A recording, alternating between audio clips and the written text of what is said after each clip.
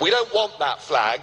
We don't want the anthem. We don't want this political class. We want the whole thing consigned to the dustbin of history.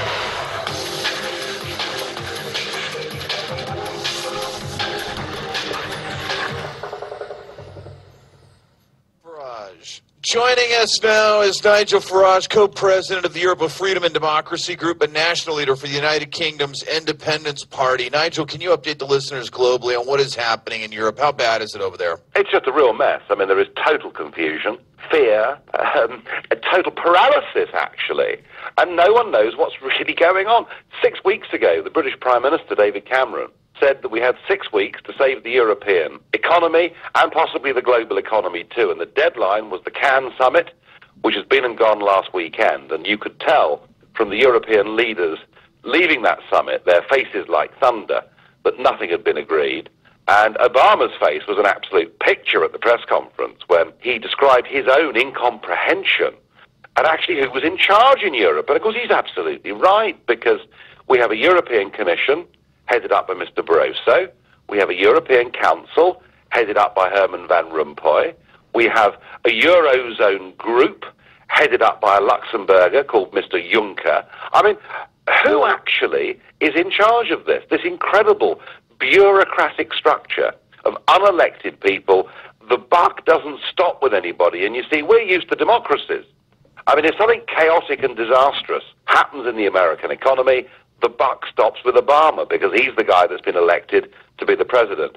We haven't got anything like a democratic structure within the Euro countries.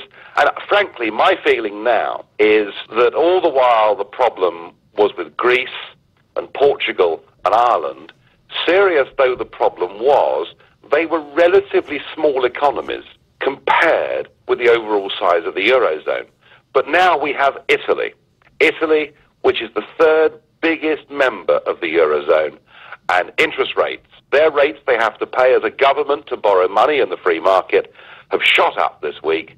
And so we now face the real doom scenario for the Euro, that if the Italian government can't finance its debts, where on earth are 2 or 3 trillion euros going to come from to bail out Italy? So it looks to me, and I've been saying this for some time on your program, that I always felt this thing would fail, but I think we're very much nearer to the failure being really huge and possibly very dramatic indeed. Nigel, can you give listeners globally an idea of where the Germans, the British, the French are with this? Are they getting pretty fed up with all of this? Well, the British are in an odd position.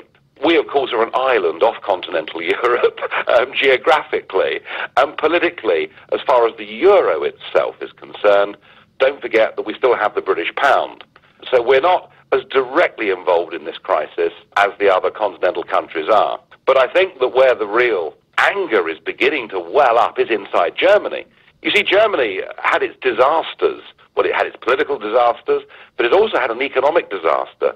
And back in 1923, the German currency, because of hyperinflation, became literally valueless. So the Germans, and especially since 1945, have always been a very fiscally prudent nation. Now, they've just been through 20 years, of course, of paying for Eastern Germany to reintegrate with Western Germany after the wall came down. So if you're a West German taxpayer, you've picked up a really heavy bill over the last 20 years. Now, you're being told you've got to bail out Greece, you've got to bail out Ireland, Portugal, and possibly even Italy. And for hard-working German people to be told that they've got to sign a blank check in perpetuity to southern European nations who have a completely different work ethic and culture is something that increasingly is becoming unacceptable. Now, they have been installed in Rome and in Athens, and this was supposed to calm markets, but today we saw Italian yields rise, we saw Spanish yields rise, we saw French, Spanish, and Belgian credit default swaps hit new records, so doesn't sound like calming markets. So who's in charge here is really the question. Markets or technocrats? And where is the Eurozone headed? Is it still headed down? Well, Gerald Celente is back because we want to ask him all those questions. Again, he's founder and director at Trends Research Institute and publisher of the Trends Journal. And he's actually been hit in the crossfires of this, you could say. So, Gerald, Let's get straight to this. You know, I have to ask about this MF Global thing, because, of course, for our audience, MF Global, the firm, it declared bankruptcy, filed for bankruptcy. It made bad bets on European sovereign debt. But I understand you have been caught in the crossfire, actually. So what happened? Oh, I really got burned. I got a call last Monday. I have an account with Lind Waldock, and I've been trading gold since 1978. And I have a very simple strategy. As you well know, I've been very bullish on gold for many years. So what I do is I buy a future, and I keep buying futures until I have enough money to take delivery of the contract. So I was building up my account to take delivery on a contract, and I got a call on Monday, and they said they have a margin call. I said, what are you talking about? I got a ton of money in my account. Oh, no, you don't. That money's with a trustee now. I said, who made up this decision? No, the CME group and somebody else. I said, oh, yeah, the Capones and the Lanskys. They took my money. They took out of my account. It wasn't being traded by anyone. This is like having money in a bank account. They took my money out of my account, 6 figures, and they have it. They closed out 2 of my positions, and I can't get any answers, and I can't get my money. And you watch this guy, Corzine. You know, Lauren, the word justice, they spell it wrong. It's J-U-S-T-U-S. Just us. This clown walks. He has, my money's gone and about 150,000 other people. We can't get any answers from them. Oh, you know, he's raising what? He's having dinners for Obama at $35,000 a pop. This guy's sitting at the casino making bets 36 to 1. You go down $1, but you bet 36, and he's cleaned out and ruined a lot of people. Yeah. Hello everyone, welcome to Global Government News. Today is Wednesday, November 16th, 2011, and I'm Darko. If you'd like to, my website is ggnonline.com. That's ggnonline.com. I have a poll up here. I just put it up here. It's the next CEO for the corporation known as the United States of America will be the first gay, Caucasian, Hispanic, Asian man. So far, nobody voted for that. The first gay, Caucasian, Hispanic, Asian woman. So far, 4 people, 20%. Are voting for that. Then we have the first transsexual hermaphrodite. 1 person voted for that, 5%, followed by the first cyborg. We had 2 people, 10% saying that, but the majority saying the first alien from off-planet, 7 voters, 35%, followed by none of these. So maybe it'd just be an old cantankerous white man.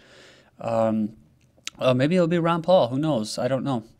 But I just want to put a disclaimer out there that I'm not, bashing, saying you're morally wrong if you're a transsexual, you're morally wrong if you're this or that, if you're a cyborg or you're an alien from off planet. It's just that it's getting pretty crazy now, and my point of this poll is to stress how the powers that be are getting not so much desperate, because I don't think they ever really get desperate, but that they do have to change and alter who they put in office to, quote, represent the people. So they have to make it seem like you actually still have a choice in the matter of it. My DDarko 2012 is my YouTube channel. That's DDarko 2012. Okay, so we're going to work with the economy here in this first video, and maybe something else. Gold drops on dollar rise. So whereas before, where maybe you'd have the dollar rise, gold rises, dollar rises because it was backed by it. Now the gold drops and dollar rises. So that's what happens in this upside down economy. It says here, crude oil advances to $100 a barrel in New York for the first time since July. Crude oil futures in New York rose above $100 a barrel for the first time since July 26, rising 1.1%. And moving down here, oil for December delivery rose $1.11 to $100.48 a barrel. Okay, moving on here, we have October consumer prices fall, giving Fed more room. So it goes down here and it says that, actually, let me see here. Yeah, consumer prices fell in October for the first time in 4 months, taking pressure off strapped households. I think it actually said that the standard of living increased. So I'm not sure how many of you have actually felt the increase in standard of living in the past month or not, but either way, we have inflation pressure eases. So this is how the Federal Reserve and analysis basically equate inflation, which is what? Lower prices. Well, inflation usually equates with what? More printing of money, which decreases the value of your currency, which drives up prices, so you got to spend more. So that should be the real way to look at it, although maybe I'm wrong. Like I said before, I'm not a professional financial analysis. I don't have a degree in economics. So either way, inflation, the cost of living in the U.S. declined in October. And it says here, easing concerns about inflation and giving the Federal Reserve more scope to pursue stimulus measures, i.e. they're going to buy treasury bonds, i.e. print money. So it's kind of crazy. I mean, I know Chota Boy may come in here and correct me on this, and circulatory deflation and stuff like that, but I'm just trying to keep this simple so that people can somewhat understand, because I don't understand it all myself. And I just try to present the news here. And you can make up your own mind, but basically you can see what I'm getting at here. They're gonna so inflation is steady, right, according to them. So they're gonna print more money. Okay, analysis. Security Exchange Commission targets low-level bankers and spares top executives. Now, I've already went over this where I said the Security and Exchange Commission was there for big corporations and to screw over smaller banks, and that along with the FDIC where they're shutting down these smaller banks that actually give competition and stuff like that. I'm not really into the whole banking industry the way it is now, but either way, the U.S. government is not taking advantage of an enforcement tool that could potentially hold top Wall Street figures accountable for their role in recent financial crisis despite its prior success. Moving on to Fannie and Freddie Mac, executives score $100 million payday. So mortgage finance giants Fannie Mae and Freddie Mac received the biggest federal bailout of the financial crisis, and nearly $100 million of those tax dollars went to lucrative pay packages for top executives, filings show. We just saw what happened to Gerald Celente. So this is widespread. CME knew of MF Global Fund shortfall before CFTC regulators. So goes on here, says the world's largest futures exchange found unexplained wire transfers at MF Global Incorporated, $900 million shortfall in client funds during the weekend. The failing broker was talking with possible buyers. Person briefed on the matter said. And I actually saw an article later after this that said something about he promised to pay back his investors. Postal Service logs loss in billions. So U.S. Postal Service said it ended another fiscal year with billions of dollars in losses, an unexpected announcement that continued to illustrate the agency's shaky financial picture. So remember when I covered this last time, how did they fix it? Well, they said it lost $5.1 billion through September 30th, and that the loss would have hit $10.6 billion without recent legislation allowing it to delay a required annual $5.5 billion payment into a fund for future retiree health benefits. Next up, ECB members, European Central Bank members tell the truth. Debt monetization is the beginning of the end. So it goes in here, it says monetization, monetizing government debts is tantamount to inflation and not feasible. It would reduce incentives for governments to tackle their debt burdens and would raise the risk of even higher future inflation and greater output volatility. Uncontrollable wage price spirals would be likely. Then we have a disturbingly hopeless 41% of Americans say the, quote, American dream has been lost. And if you remember George Carlin's quote, I love it, it's just you have to be asleep to believe it, right? Because it is a dream. It's a nightmare, really. Some of the highlights, 37% of adults have no retirement savings and 31% plan to live off Social Security, followed by 63% of Americans believe the economy is getting worse, including 72% of those over the age of 55. And I wonder why that is. Well, it says here 80 is the new 65 for many retirees. Concept of retirement age is becoming irrelevant. And so, yeah, the new 65 is 80. And remember this, Prime Minister Julia Gillard is warning to the workforce, worse is yet to come. And she goes on here and she says that if you're stressed by change, get over it because the worst is yet to come, and it may involve moving to another country. Talking about the past current age of 65 will now be pushed back. Then we have this, Obama tells super secret committee to bite the bullet. So what does the secret committee do? It pushes a secret farm bill that would prop up failed agricultural policies with more taxpayer dollars, billions actually. And lastly, Iraq approves $17 billion Royal Dutch Shell gas deal. And this is GGN, and I'm Dark.